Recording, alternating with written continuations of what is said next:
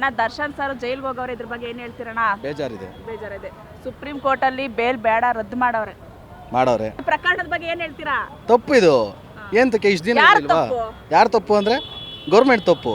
Government ಹೆಂಗಣ ತಪ್ಪಾಗುತ್ತೆ? ಇಷ್ಟು ದಿನದ ಗಂಟೆ ಏನು ಮಾಡ್ತಿದ್ರು ಮತ್ತೆ? ಇಷ್ಟು ದಿನದ ಗಂಟೆ ಇರಲಿಲ್ವಾ?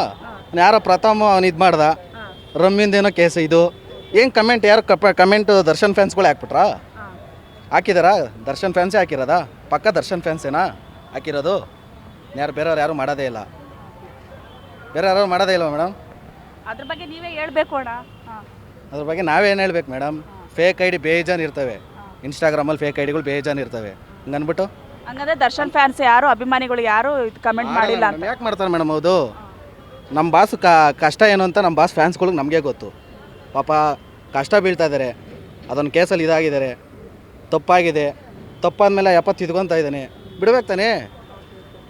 ಇವ್ರು ಯಾರೋ ಬ್ಯಾಡ್ ಕಮೆಂಟ್ಗಳೆಲ್ಲ ಹಾಕ್ಬಿಟ್ರೆ ಇವಾಗ ರೇಣುಕಾ ಸ್ವಾಮಿ ಅವರು ಅವ್ರ ಕುಟುಂಬ ಕನ್ಯೆ ಆಗಿದೆಯಲ್ಲಣ್ಣ? ಆಗಿದೆ ಮೇಡಮ್, ಇಲ್ಲ ಅಂತ ಯಾರು ಹೇಳಿಲ್ವಲ್ಲ, ಆಗಿದೆ. ಅವ್ರು ಮಾಡಿದ್ದು ತಪ್ಪೇ ತಾನೆ? ಅವ್ರ ಮನೇಲಿ ಹೆಣ್ಮಕ್ಳು ಮಾಡಿದ್ದೀರ, ಅವ್ರು ಸುಮ್ಮನೆ ಇರೋರಾ? ಈಗ ನಮ್ಮ ಮನೇಲಿ ಹೆಣ್ಮಕ್ಳಾದ್ರೆ ಸುಮ್ಮನೆ ಇರ್ತಾರಾ? ನಿಮಗೆ ಆದ್ರೆ ನೀವು ಸುಮ್ಮನೆ ಇರ್ತೀರಾ? ನಿಮಗೆ ಬ್ಯಾಡ್ ಕಮೆಂಟ್ ಹಾಕಿದ್ರೆ, ಬ್ಯಾಡ್ ಮೆಸೇಜ್ ಹಾಕಿದ್ರೆ ನೀವು ಸುಮ್ಮನೆ ಇರ್ತೀರಾ? ಹಂಗೇನೆ ಮೇಡಮ್. ಏನು ಯಾರು ಮಾಡಬಾರ್ದಾದ್ರೆ ಏನು ಮಾಡಿಲ್ವಲ್ಲ?